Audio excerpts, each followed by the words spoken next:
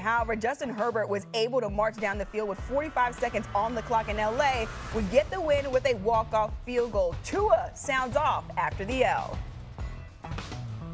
We have guys showing up to player-only meetings late, guys not showing up to player-only meetings. Like, there's a lot that goes into that. Do we have to make this mandatory? Do we not have to make this mandatory? So it's a lot of things of that nature that we got to get cleaned up, and it starts with the little things like that.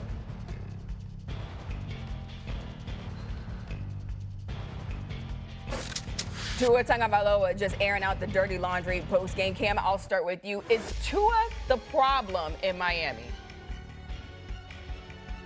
Man, this is op activity. I ain't even gonna lie to you, bro. And I don't like it. I've said publicly, I don't like talking to Tua, man.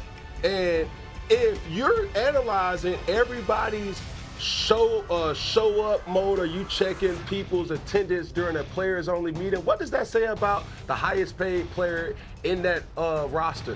What does that say about the captain of that team? What does that say about the leader on that team? Sooner or later, we're going to have to start analyzing ourselves in the mirror, because when I look at Tua Tagovailoa's performance, even though he put his team in situations to win this game, he still had 3 interceptions.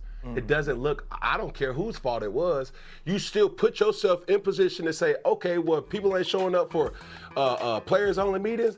Only reason why we have players-only meetings, RC, Stephen A. Smith, is because we're not doing things good. So you've got players that's checked out. You've got players that said, nah, bro, I'm good with this, because of everybody in that locker room. When are you going to start taking it upon yourself, Tua Tagovailoa, and say, hey, bro, listen, I'm going to put up, I'm going to shut up, and I'm going to muzzle certain things that has nothing to do with us winning. You did your job as far as doing what you could do to put yourself and the team in the best situation to win.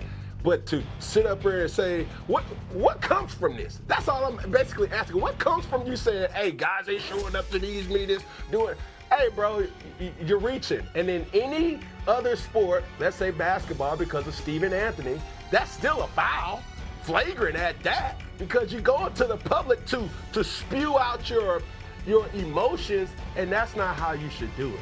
And I'm not a fan of it. Okay. Before I say anything else that I'm going to say, I'm going to tell you right now that Tua Tagovailoa is 21st in the NFL right now in QBR, which is not impressive. And he's second in the league in turnovers at the quarterback spot behind the one and only Geno Smith. He's second in the league. Geno's got 10, he's got 8. That's not good company to be in. Let's get that out the way first. I'm going to tell you what purpose, Cam, it serves. Mike McDaniels needs to go. The coach of the Miami Dolphins needs to go. He needs to be gone as the head coach of this franchise. He's not a leader of men. That's what this comes down to. Tua Tagovailoa is not being absolved here by any stretch of the imagination. I get what Cam is saying. I got what you've said over the last several weeks in terms of a lack of leadership, pointing the finger, tacitly or otherwise alluding to certain things. He's the quarterback. He's got the 8 turnovers on the season, 11 touchdowns. He is completing nearly 70% of his passes. Obviously, most of that is coming in the clean pocket. Don't get me started when he's under pressure. We get that part. But in the end, what it comes down to is as you see the Miami Dolphins disintegrating before our very eyes. They're not even treading water anymore. They're sinking, they're drowning. And Tua, to me, that statement what he was making, he was calling it out. He was like, listen, man, he was basically saying, we tried everything else. And clearly, we don't have the leadership that we need here. That's really what the bottom line is. Now, I will tell y'all this, and this has nothing to do, with specifically football, RC and Cam, but I can say this, you reporter, you can say this. There's certain locales that require a little bit more. You understand? Because being in those locales, there's a lot of distractions. And when you have the mentality, there are certain places that you can be that no matter what kind of struggles you have, your attitude is the sun will shine. Not tomorrow, this afternoon. The sun will shine. The sun will shine. And there's too many people that in certain confines that get a bit comfortable. You got to have an elevated level of discipline, even more so in certain situations. We don't see that in Miami. And then if you watch Mike McDaniels' post-game conference, after Tua said what he said, he was mumbling and stumbling all over the place. If I'm an owner, a matter of fact, You know what? Play that sound Mike McDaniels talk. This is after Tua talk. This is after the Dolphins lost this game.